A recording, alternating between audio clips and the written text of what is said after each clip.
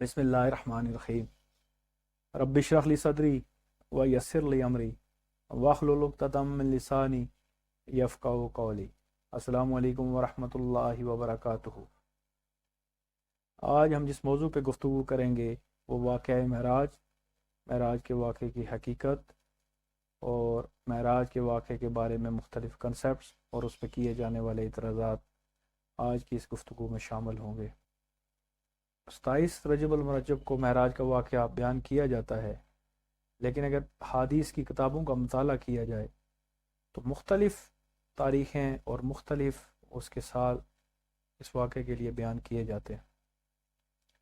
इसमें तारीख़ों के तयन में इख्तलाफ मौजूद है कि ये किस महीने में हुआ, किस साल में हुआ, लेकिन राज कौल रजब है और सन 1190 है, इसको तरजीह दी गई है। लेकिन अगर इसके अलावा भी कोई मानता है तो हादीस के अंदर मुख्तलिफ सालों का जिक्र किया गया। महराज वो वाक़या है कि जिसमें नबी सल्लल्लाहु अलैहि वसल्लम को अल्लाह रब्बुल इज़्ज़त एक रात के अंदर ज़मीन से उठाकर आसमान की बुलंदियों पे ले जाता है, फिर सिदरतुल मुंतहा और उससे आगे के मराइल तय किए जाते हैं। कुरान करीम का मुताला किया जाए तो कुरान करीम में 2 जगह पर महराज का जिक्र है। पहला जिक्र सूरह बनी इसराइल या सूरह असरा के अंदर अल्लाह ताला फरमाता है, सुबहानल्लज़ी असरा बि अब्दिही लैलम मिनल मस्जिदिल हराम इलल मस्जिदिल अक्सा। पाक है वो ज़ात जो रात को अपने बंदे को मस्जिद हराम से मस्जिद अक्सा ले गई। ये पहला मरला ज़मीनी महराज का है कि ज़मीन में नबी सल्लल्लाहु अलैहि वसल्लम का जो सफ़र किया गया। फिर सूरह नज्म के अंदर आपके आसमानी महराज का जिक्र किया गया कि आसमानों पे आपको किस तरह ले जाया गया। हादीस की किताबों का मुताला करें तो कम अज़ कम 28 सहाबा से महराज की रवायतें माखूज़ हैं, रवायत की गई हैं 28 सहाबा से, और ये दर्जा तवातर तक पहुँचती है। ये बात कुरान के अंदर भी वाक़या महराज का जिक्र, हादीस के अंदर भी जिक्र, और तवातर की हद तक तमाम फुक़हा इस पे इत्फाक रखते हैं कि महराज का इनकार फी नफ्स ही महराज का इनकार कुफर की तरफ ले जाता है। हाँ, उसकी जुज़ियात में इख्तलाफ रहा, उम्मत मुस्लिमा में रहा। कुछ वजूहात तो ऐसी थी कि हादीस के अंदर बयान की गई कि जब इतनी रवायात हैं तो कहीं पे नबी सल्लल्लाहु अलैहि वसल्लम के सोने का जिक्र अलग अलग जगह पे किया गया। हादीस की रवायात के अंदर कहीं यह जिक्र किया गया कि आपका ये जिस्मानी था या रूहानी था, क्योंकि एक रवायत में ये जिक्र है कि आप फरमाते हैं कि मैं फिर जाग गया। वहाँ से ये कहा गया, कुछ लोगों ने यह नज़रिया लिया कि शायद ये रूहानी तौर पर हो,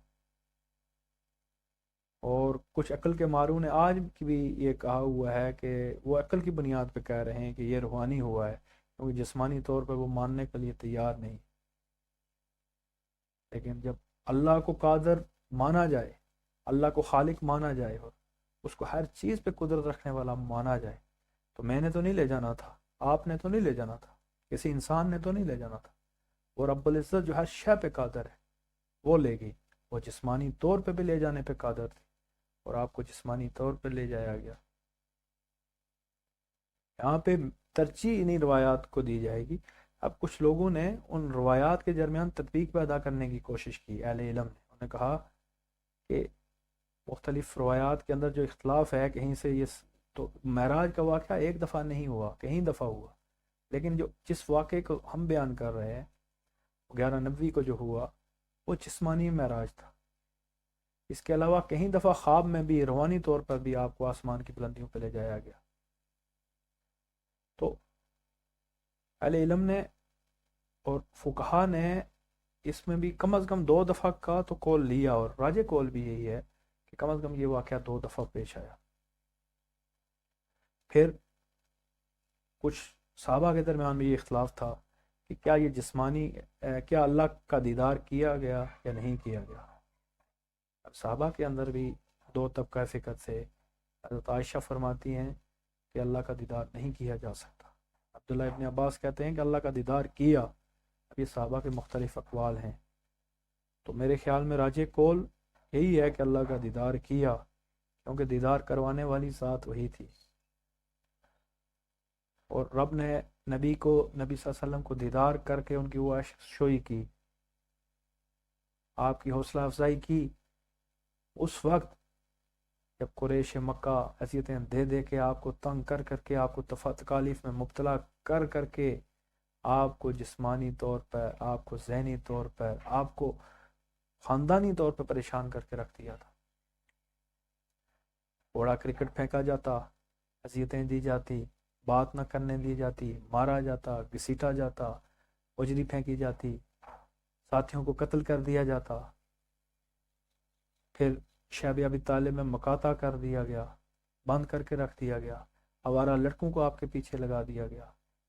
یہ ساری تکلیفوں کے بعد اب رب کی طرف سے ایک اور فیصلہ ہوا. آپ کی غم گسار حضرت ختیجہ کا انتقال ہو جاتا ہے. ابو طالب جو آپ کے ہر وقت آپ کے پیچھے کھڑے رہتے ہیں، ان کا انتقال ہو جاتا ہے. اکیلے محسوس کرتے ہیں دنیا میں. طائف میں جاتے ہیں، پتھراؤ ہوتا ہے، لہو لہان کر دیے جاتے ہیں، ہمارا گرد آپ کے پیچھے چھوڑ دیے جاتے ہیں. یہ وہ وقت تھا کہ پریشانیاں ٹوٹ ٹوٹ پہ آپ برس رہی تھیں، تو رب نے آپ کی عشق شوئی کی، آپ کی حوصلہ افزائی کی کہ اے لوگو، جس پہ تم زمین پہ یہ ظلم کر رہے ہو، جس کا انکار کر رہے ہو، اس کا مقام تو اتنا بلند ہے کہ اسی رات میں، ایک ہی رات میں، رب العزت آپ کو اٹھا کے آپ کا سینہ مبارک کو دھویا گیا، براق لایا گیا، مسجد حرام سے مسجد اقصیٰ لے جایا گیا. مسجد اقصیٰ کے اندر تمام انبیاء کی امامت کروائی گئی. پھر وہاں سے اگلا مرحلہ شروع ہوا، آسمان دنیا میں تشریف لے گئے. پہلے آسمان پہ حضرت آدم سے ملاقات ہوئی، دوسرے آسمان پہ لے گئے، حضرت یحییٰ حضرت عیسیٰ سے ملاقات ہوتی ہے. تیسرے آسمان میں حضرت یوسف سے، چوتھے پہ حضرت ادریس سے، پانچویں میں حضرت ہارون سے، چھٹے میں حضرت موسیٰ سے، اور ساتویں آسمان میں آپ کے اپنے جد امجد حضرت ابراہیم سے ملاقات ہوتی. پھر وہاں سے آگے سدرۃ المنتہا، اور پھر سدرۃ المنتہا سے آگے کے مراحل طے ہوئے. پھر نمازیں عطا ہوئیں، پھر سورہ بقرہ کی آخری آیات عطا ہوئیں، پھر جنت و دوزخ کے مشاہدے کیے گئے، اور پھر واپسی کا سفر ہوا. اور جب آپ واپس پہنچے، کیفیت یہ تھی کہ کنڈی ہل رہی تھی، پانی اسی حالت میں تازہ پڑا ہوا تھا، بستر گرم تھا.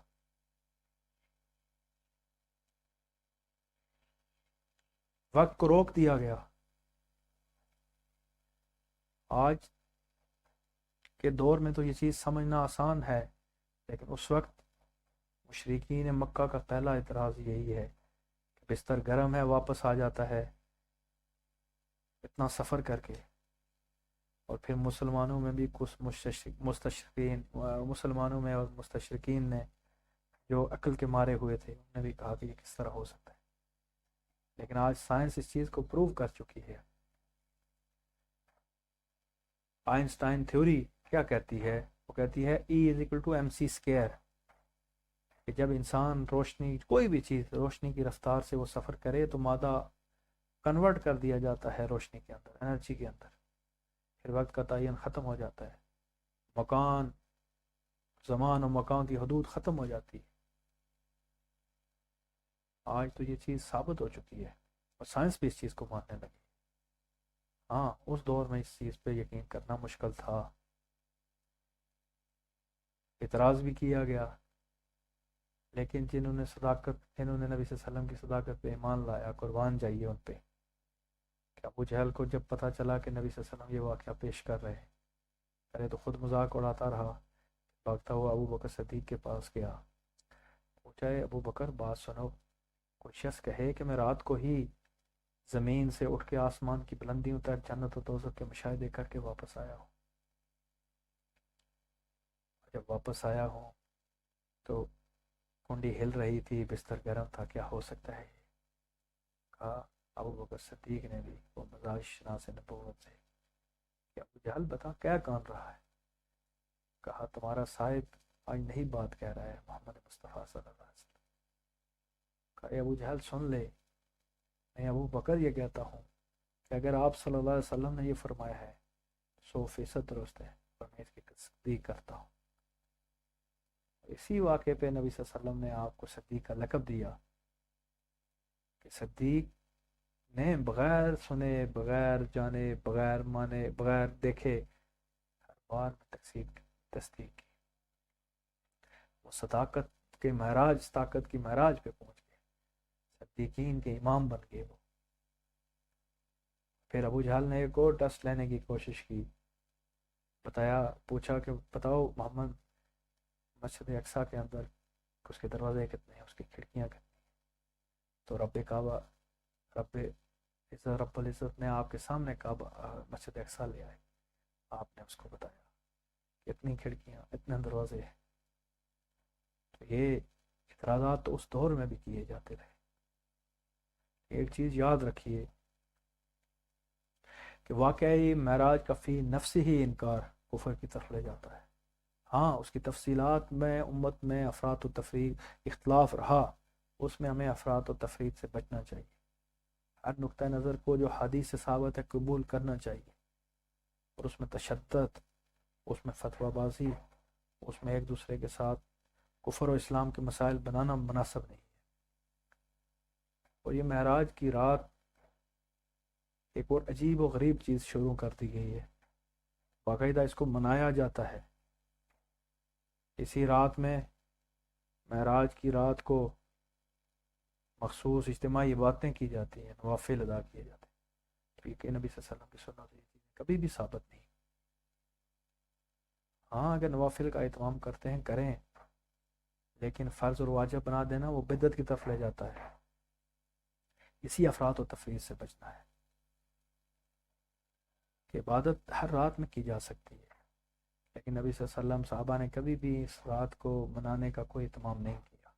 پھر اس رات کے بارے میں بھی مختلف اقوال ہیں کہ یہ کب ہوئی، کس تاریخ کو ہوئی، کس مہینے میں ہوئی۔ جب مختلف آراء ہوں تو یاد رکھیں کہ واقعہ تو وہ اصل ہوتا ہے، لیکن اس کے اندر رب کی حکمت یہ ہوتی ہے کہ اس کے اندر جب مختلف آراء کسی چیز میں آ جائیں تو اس پہ کفر و اسلام کا فیصلہ نہیں ہوتا، غلط اور صحیح کا فیصلہ نہیں ہوتا۔ اس کا مطلب یہ ہے کہ وہ چیز ضروری نہیں تھی آپ کے لیے جاننی، ضروری ہوتی تو حتمی طور پہ آپ کو بتا دی جاتی۔ تو ایسی چیزوں سے ہمیں کوشش کرنی چاہیے کہ افراط و تفریط سے بچیں۔ پھر عقل کے گھوڑے دوڑانے ہر چیز کے اندر بھی مناسب نہیں ہے۔ انسان کی عقل بہت لمیٹڈ ہے جس پہ ہم بھروسہ کر کے بیٹھے ہوئے ہیں، اور سائنس جس کو ہم عرف آخر کہہ رہے ہیں وہ 100 سال میں اتنے نظریے تبدیل کر چکی ہے، اتنے نظریے تبدیل کر چکی ہے، تو ہم کس پہ ایمان لائیں؟ وہ قرآن، وہ حدیث مبارکہ، وہ اتھینٹک علم اور نالج ہے جو ایمان لانے کے لیے ہے، اس کے علاوہ کوئی چیز ایمان لانے کے لیے نہیں۔ تو آج کا موضوع امید ہے کہ آپ کو پسند آیا ہوگا کہ معراج کے بارے میں مختلف حقیقتیں، معراج کے واقعات کے بارے میں مختلف کنسیپٹس، معراج کی حقیقت اور اس میں امت مسلمہ میں اختلاف رائے، باعث سے کیے جانے والے اعتراضات کو بیان کیا گیا ہے۔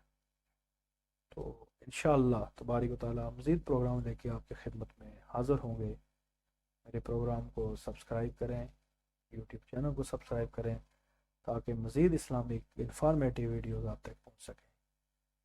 وما علینا الا البلاغ۔